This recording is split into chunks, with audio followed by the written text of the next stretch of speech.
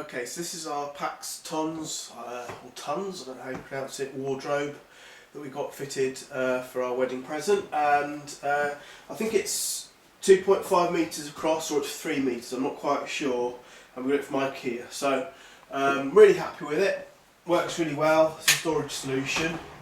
That's my wife's side, this is my side. This is kind of we didn't deliberate too much about how we were going to divide it up, but that's how it looks inside. It's great. You'll notice on the door we've got this sort of cherry tree pattern, sort of Japanese style. To be honest with you, we weren't that bothered about having that design. We wondered about reversing the glass, but it was just easy to put it in this way, and it's not too bad. It looks nice, in fact. So it's nice and it's not too deep, so it doesn't take too much out of the room.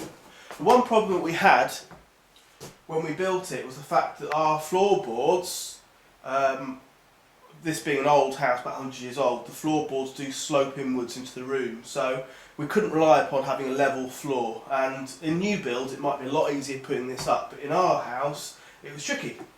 The way it works putting it up is you put up each section as sort of its own separate thing. So you build each one, you put them into place after you've built them all, and you sort of screw them, put screws in to join them up. The trouble is that they need to be exactly level. If there's a tiny if one's higher than the other one by a few millimetres, that's too much for the rail, and you don't want to have that, because by the time you put it all together you find you've got a problem with the rail, the door doesn't slide properly. So it took a long time to make sure that these were exactly level, and what it involved, I don't know if the camera can come down here, and zoom in down here, is we've got a sort of wadding that I put in.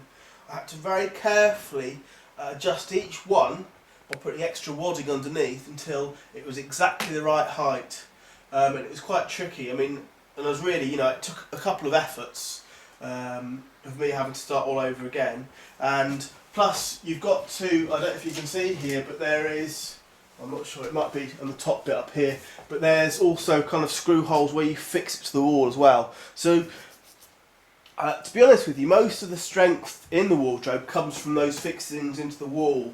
There are little legs on each corner at the bottom, but in actual fact I wouldn't trust those. I found that with the weight of the actual wardrobe, without any clothing, I found that the legs were being pushed through the bottom.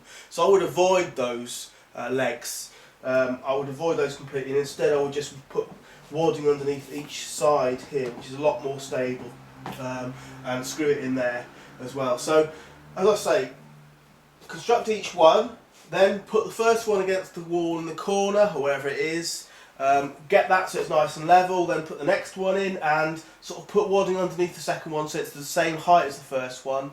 Third again, wad it so it fits in line with the other two, and the last one again, put wadding underneath so it goes in line with the first one as well. You might find that because of the way that the floor changes over the width of the room, you might have to kind of adjust the first one again and keep sort of adjusting each one until they're all right. But finally, for me, like a miracle, it did come into alignment. But to begin with, when I first started, I had literally probably about that much gap between the first one and the one next to it, about 1.5 inches.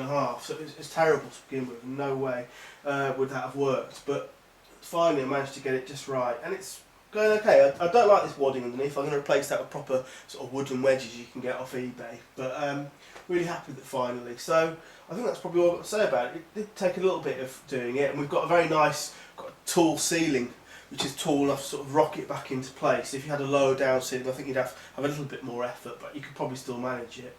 I constructed it while they were lying down flat on the floor, each one of these, and then I sort of tipped it upright. The doors are really heavy, and they are sort of a two-person job. One-person job perhaps to construct them, but you need two people to pick them up off the floor very carefully and put them in on the place. It did fall into the tracks quite easy. It wasn't as difficult as some people were talking about on the internet. It wasn't too tricky to kind of pick the doors up into and you sort of slot them in the top first of all, and then it sort of goes in underneath finally. They're reasonably easy to do. The main difficulty, as I say, was dealing with the old house and a slightly sloping floor. But other than that, I think you'll be quite pleased with them. A couple of things worth pointing out is the fact if you've got a drawer slightly open, that one's not too bad, but the one at the bottom, these shoe ones, do tend to just stop just a little bit short of needed, and then you find that the door when it opens sort of jams onto it and you can't get it further, so you have to keep pushing it in by properly. Another point is that these drawers, I don't know what the name of these drawers are, but it's one of the options. You do find that they do come apart quite easily. They're not the best construction for these drawers. Mine's still coming apart. Yeah, and you have to keep knocking them back in again. Apart from that, I don't think it was too much of an effort really. I did put some extra screw holes in to sort of join these two wardrobes together, there and there. And the top compartment, you have to think carefully about what you're going to put in the top compartment because it's too tall for me to be able to use on a regular basis. I suppose it'd be alright for winter things.